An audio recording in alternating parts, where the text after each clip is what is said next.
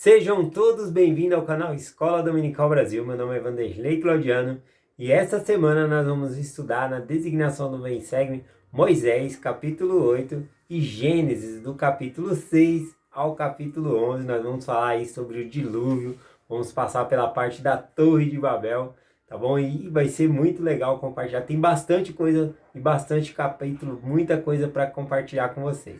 Então, sem delongas, eu prometi para vocês também, toda vez que eu estivesse compartilhando sobre as escrituras e passasse por algum dos selos de Apocalipse ali que foi aberto, né, os 7 selos, né, que o João amado viu ali, cada selo representava 1000 anos da terra. Então nós chegamos aqui na parte de Noé, e na época de Noé foi aberto ali o que João viu, chamado de o segundo selo. Tá bom? Então eu vou ler o segundo selo e fazer a interpretação aqui com vocês, tá bom? Fica então em Apocalipse capítulo 6, versículo 3 e o 4. Na verdade é mencionado o 4, o selo, né? No 3 diz assim, ó: E havendo aberto o segundo selo, viu o segundo animal dizendo, vem e vê. Então esse vem e vê está falando agora o que você vai ver, o segundo selo, né? O segundo 1000 anos da terra. Tá bom? Isso contando depois da queda de Adão e Eva. Então o primeiro selo nós interpretamos ali como Enoque, a cidade santa, todas essas coisas que nós compartilhamos aí. E o segundo selo representa a época de Noé, tá bom? E olha só o que João amado viu no segundo selo. Diz assim: E vi outro cavalo vermelho, o que estava assentado sobre ele foi dado que tirasse a paz da terra, e que matasse uns aos outros, e foi-lhe dado uma grande espada. Bom, vamos lá interpretar um pouquinho aqui. Bom, aqui cavalo sempre tem essa menção de guerra, né? Então, na verdade, no selo anterior, o selo 1, nós vimos um cavalo branco, mas o cavalo branco representa a conquista, depois que já acabou a guerra, que foi vitorioso ali. Aqui é um cavalo vermelho, de batalha, que realmente representa sangue, tá bom? E aí o versículo representa o quê, né? Então, ou seja, era uma época na qual haveria muita matança, muita sangue. Diz assim: E o que estava assentado sobre ele foi dado que tirasse a paz da terra e matasse uns aos outros. Quem estava assentado sobre esse cavalo vermelho? Tá bom? Existem duas possibilidades aí, tá bom? Uma delas é representando realmente Satanás, porque ele tinha grande domínio nessa época aí, né, no coração dos homens, um contra os outros ali. Era uma época de muita guerra mesmo, e a espada se voltava ali um contra o outro, era muita guerra. Tanto que nós lemos, né, no capítulo anterior da semana passada, falando sobre a época de Enoque ali, que os outros povos vinham combater Enoque, e ele defendia a cidade, as montanhas mexiam-se do seu lugar, rios desviavam do curso. Então era uma época de muita guerra, muita matança mesmo, tá bom? Então o segundo, depois que a cidade ela foi elevada ao céu, a cidade de Enoque, então teve ali a parte que era do dilúvio. E antes do dilúvio teve toda essa matança, né? Ninguém queria obedecer os mandamentos de Deus. E aí por isso que fala aqui. Então quem estava assentado sobre o cavalo branco são duas hipóteses. Uma delas seria o próprio Satanás, que tinha esse domínio do coração das pessoas para fazer contender um contra os outros ali, guerrear. E uma outra possibilidade seria uma pessoa, um grande guerreiro na época ali, que estava fazendo essas guerras, né? Um grande genocida, alguém que realmente representava bem essa maldade que fazia ter essas guerras. Talvez um rei poderoso que fazia a guerra ali. Então, na verdade, não sabemos ao certo quem estava em cima do cavalo, mas era uma pessoa muito ruim que representava todas essas mortes aqui, né? Então, conforme diz no versículo aqui, foi dado a essa pessoa que tirasse a paz da terra, que matasse uns aos outros. Satanás realmente ele tem poder de fazer as pessoas se voltar contra si, quando eles não guardam os mandamentos, que é no caso ali da época de Noé, né? Ele pregando o evangelho, e o povo não queria saber. Finalizando o versículo, né, diz assim: E foi-lhe dado uma grande espada. Essa espada realmente representa lutas, né, que seria derramado o sangue, conforme eu disse aqui, o cavalo vermelho representava esse sangue que seria derrubado. Então, é essa a abertura aí do segundo selo, tá bom? É o que eu posso compartilhar com vocês. Conforme eu disse já na edição anterior, que João Amado, ele é o rei do resumo, né? Ele resumiu aqui mais agora 1000 anos de escrituras aqui, 1000 anos de escritura não, 1000 anos do milênio ali, do milênio não, mais 1000 anos da Terra, né? O segundo 1000 anos da Terra ali, ele resumiu em apenas um versículo novamente. Na verdade, nas aberturas dos selos aqui, no quinto selo, sexto selo, nós vamos ter muito mais assunto aí. Então, é só para nós nos sintonizarmos aí no estudo. Vamos continuar aqui o nosso estudo. Hoje eu escolhi para compartilhar com vocês a respeito de Noé algumas coisas. O Noé, ele recebeu o sacerdócio da mão de Matusalém, que era filho, né, de Enoque. Matusalém, ele não foi arrebatado ao céu, ele ficou na terra ali para passar, né, o sacerdócio a Noé. E Noé, ele era bisavô, né? Então ele recebeu do bisavô dele, ou seja, Matusalém teve um filho e esse filho que teve Noé era da mesma linhagem ali, tá bom? E ele aos 10 anos de idade Noé ele recebeu o sacerdócio aí da mão de Matusalém.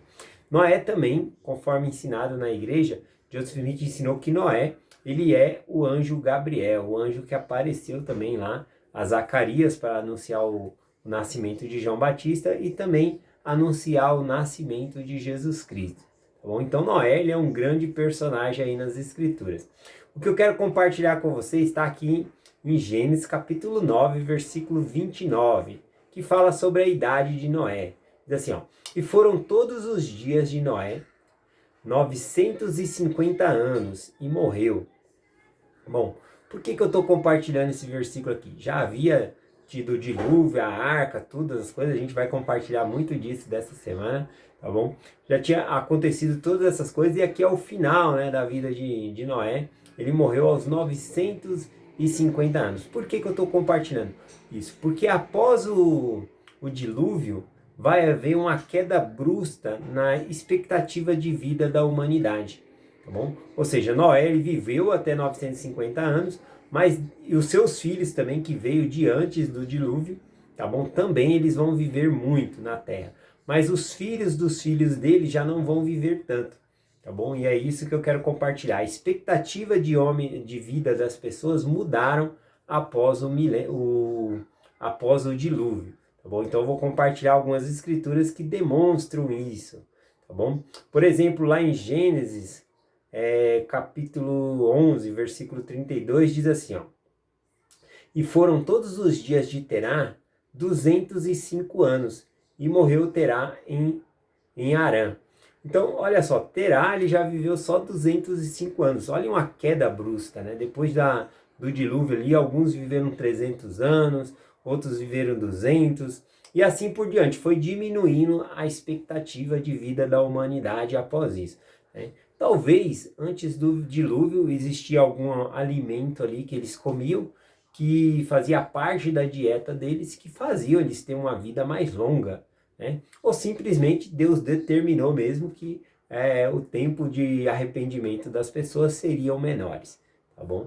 Então, não sei explicar ao certo, pode ser que era alguma coisa que foi destruída aí com o dilúvio, então a expectativa, né? Nós sabemos muito que a alimentação que nós comemos, todas as coisas, a qualidade de vida que nós leva, que nós vivemos, faz com que nossa vida seja prolongada também, tá bom? Eu vou compartilhar um pouquinho mais sobre isso aqui, ó. Em Gênesis capítulo 25, né, falando já sobre Abraão, já para fazer uma boa comparação de como mudou, né, a expectativa de vida, e diz que Abraão viveu bastante ainda aqui, né? O versículo, em Gênesis 25, versículo 7 e 8, diz assim, ó: e este, pois, são os dias e anos da vida de Abraão. E ele viveu 175 anos, né? E Abraão expirou e morreu, em boa velhice, velho e fartos de dia, e foi consagrado ao seu povo. Então, conta que Abraão ele viveu bem na velhice dele, 175, mas a gente consegue observar a queda brusca, né, na expectativa de vida ali, mas ele morreu como um velhinho saudável ali também, conforme diz as escrituras aqui, tá bom? Isso é muito importante eu compartilhar para fazer um paralelo. Existem outros registros que falam, né, que após o dilúvio realmente a expectativa de vida das pessoas mudaram, né? Elas começaram a viver menos aí. Talvez eu traga aqui no meio da semana um pouco sobre esses relatos aqui. Mas a maneira que nós vivemos também muda, tá bom? Por exemplo, aqui no o leão, né? Nós pegar um animal até mesmo da floresta. Um leão, ele tem a expectativa de vida ali de 16 anos a 13 anos de idade. Bom, então o que ele vai viver ali na floresta, como o rei da selva ali, né? É de 13 a 16 anos. Tá bom? Isso porque ele vai ficando velho, não vai conseguindo mais capturar presas para comer, se alimenta mal, não. Então ele passa mais fome, aí fica suscetível à doença e morre. Tá bom? Mas em cativeiro, por exemplo, um leão ele vive até 25 anos. Olha a diferença. É porque quando ele está velho ali, tem os humanos estão alimentando ele. Então a vida dele acaba prolongando também. Tá bom? Tenho até um exemplo que eu queria compartilhar aqui com vocês, que fala aqui, ó, em 1940, aqui fala sobre a expectativa de vida dos brasileiros. Em 1940, a expectativa de vida de um brasileiro era 45 anos. Né? Vivia-se só até 45 anos. Na época de Joseph Smith também não era muito diferente, em 1820. Né? Os homens viviam pouco ali, as mulheres, né? Morriam no parto, era muito mais... Com o avanço da medicina, remédio, essas coisas, a vida foi prolongada de novo, tá bom? Mas, por exemplo, na época dos escravos, né, também a vida ali de um escravo era 30, 40 anos no máximo, né? Isso porque era dado pouca água para ele, alimentação ruim, várias coisas aconteciam que acontece que faz com que a pessoa possa ter uma vida mais curta. Tá bom? Então, em 1940, a expectativa de um brasileiro era 45 anos. E hoje, né, a pesquisa aqui de 2017, a expectativa de vida de um brasileiro é 76 anos, pelo menos aí em média. Tá bom? Então, olha só como muda, né? E também a gente pode... É uma expectativa, 76, mas vai da nossa qualidade de vida, o que a gente come, se alimenta. Depende de onde você vive, aí tem lugares regiões que você vai viver mais, né? Tem mais tranquilidade no meio da área verde aí. Bom, é isso que eu queria compartilhar com vocês. Só que o outro versículo que eu ia compartilhar é sobre o milênio, né? Falando sobre milênio, em Isaías 65, versículo 2, fala, né, uma criança vai crescer da idade de uma árvore, né? Então, olha o que diz aqui em Doutrina e Convênios 101, versículo 29 e 30. Não haverá pranto, porque não haverá morte, isso no milênio. E nesse dia uma criança não morrerá antes de envelhecer, e sua vida será como a idade de uma árvore. Imagina só, né? A pessoa tem uma idade de uma árvore para morrer. No milênio não vai haver morte do jeito que conhecemos. A morte é num estalar de dedo, né? A pessoa passa daquele estado do corpo carnal para um modo ressurreto. Então não vai haver um sepultamento ou coisa assim. Rapidamente ali há uma mudança. Então hoje eu compartilhar com vocês isso, essa mudança, essa grande mudança que tem na expectativa de vida da humanidade após o dilúvio, tá bom?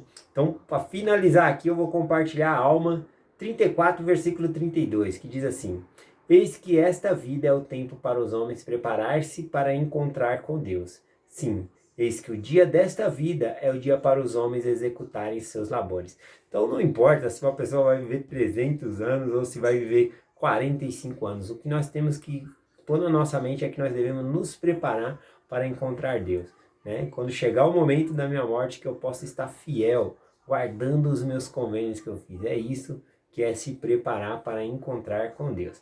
Eu deixo essa mensagem com vocês, em nome de Jesus Cristo. Amém. Até amanhã.